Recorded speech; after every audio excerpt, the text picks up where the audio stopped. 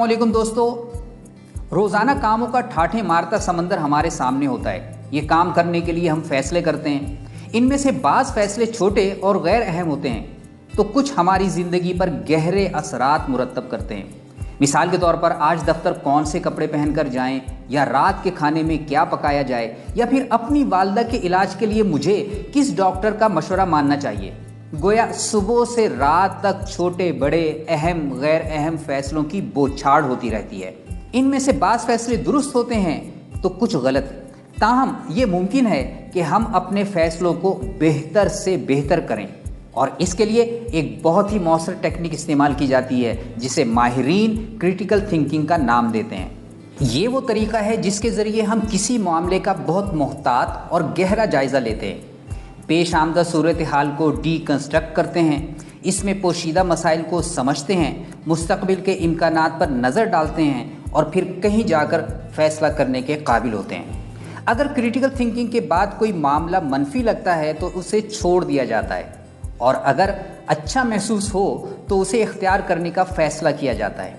जो लोग critical thinking के माहिर होते हैं वो किसी भी मामले का तनकीदी जायज़ा लेते हुए इसके मुख्तलिफ़ पहलुओं पर गौर करते हैं, मुख्तलिफ़ शुगूक व शुबहात तोलते हैं और तमाम मुमकिना फ़वाइद व ख़तरात की जांच पड़ताल करते हैं। क्रिटिकल थिंकिंग का सबसे मजबूत पहलू इसका गैर जज्बाती होना है, क्योंकि मज़कूरा बाला जांच पड़ताल किसी खाम ख्याली की बुनियाद पर नहीं होती, बल्कि इस मामले की दस्तयाब ठोस मालूमात यानी फैक्ट्स एंड फिगर्स की बुनियाद पर की जाती है। क्रिटिकल थिंकिंग की महारत आपको दुरुस्त और जानदार फैसले के काबिल करती है।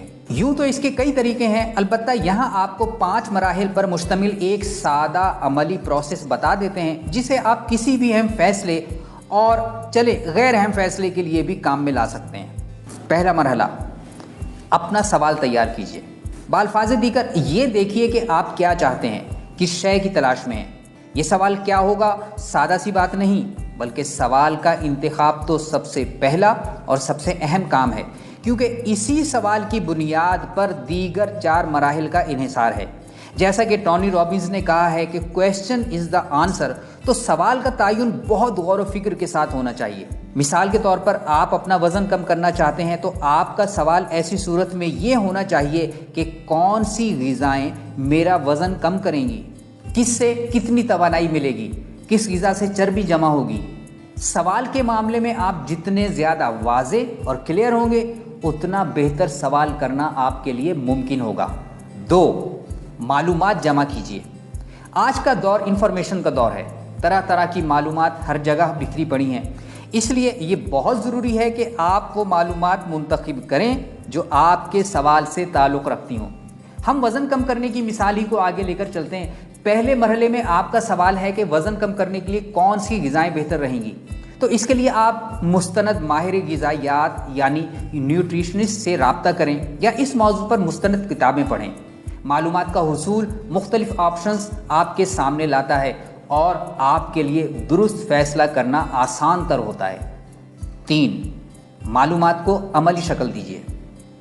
इस मरहले पर भी आपको चंद मंतकी सवालात खुद से करने होंगे। मसलन, आजकल कौन से नज़रियात और तहकीकात मकबूल हैं? क्या पुराने नज़रियात में से कोई अब भी जारी है?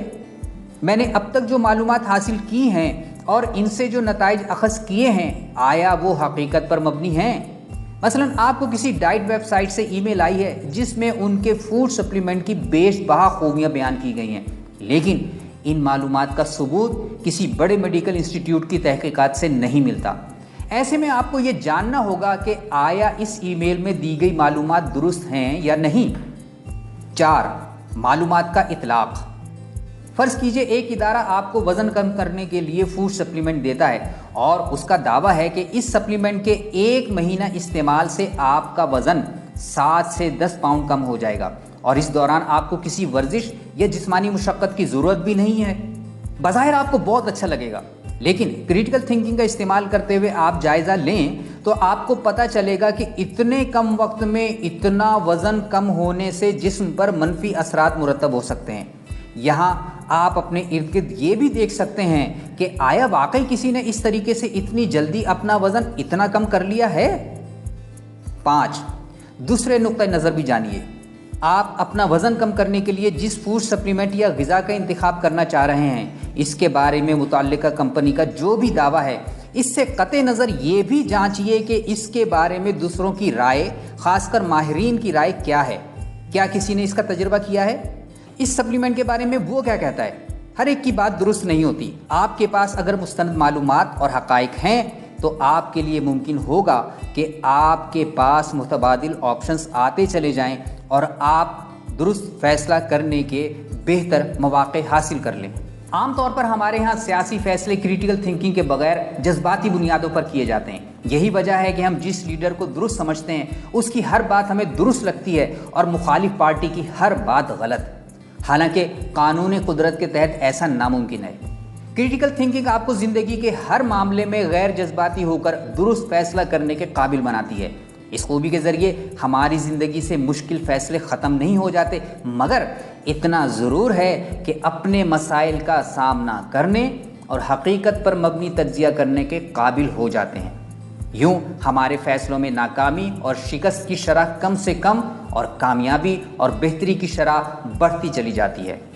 رسول اللہ صلی اللہ علیہ وسلم نے جن 3 چیزوں کو نجات دلانے والا فرمایا ہے، ان میں ایک یہ بھی ہے کہ آدمی خوشی اور غمی ہر حال میں حق بات کہے، یعنی ہمارا عمل جذبات کی بنیاد پر نہ ہو بلکہ حقائق کی بنیاد پر ہو۔